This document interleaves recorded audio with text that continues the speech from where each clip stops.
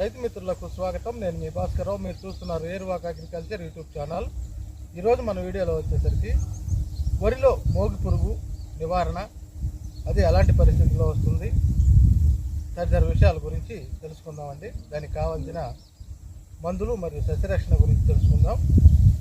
ముందుగా మనం వరిలో మోగి పురుగు ఆశించినప్పుడు పూర్తిగా డ్యామేజ్ అయిన తర్వాతనే మనకి అది కనిపిస్తుందండి.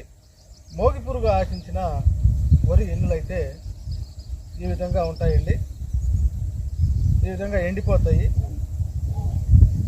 ఈ మోగి పురుగు ఆశించిన వరి వెన్నుల్లో చివరలో ఈ విధంగా ఇక్కడ పురుగు అనేది ఉంది. రసం పీల్చడం వల్ల ఈ లంకి అనేది పాలు పోసుకోకుండా ఈ విధంగా చల్లంగా ఎండిపోతుంది. దీన్ని పక్షి ఏక తెగులు అని కూడా అంటారు.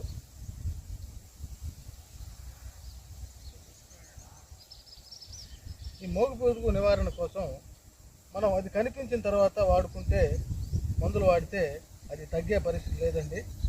మనకి మొదటి కోట, రెండో కోట, మూడో కోటాల్లో తప్పకుండా గుళికలు అనేవి వేసుకోవాల్సి ఉంటుంది.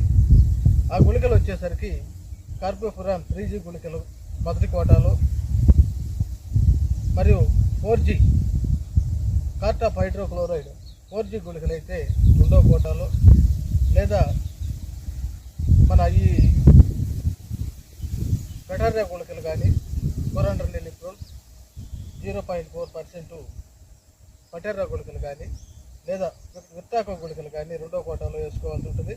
ఇక మూడో కోటాలో వచ్చేసరికి ఈ కార్బోఫిరాన్ 3G గుళికలు కానీ, కార్టాప్ హైడ్రోక్లోరైడ్ 4G గుళికలు కానీ ఎకరానికి 7 నుంచి 8 కేజీల చొప్పున వేసుకొని దీన్ని నివారించుకోవచ్చు. ఇది పూర్తిగా డ్యామేజ్ అయిన తర్వాతనే రైతుకు కనిపిస్తుందండి.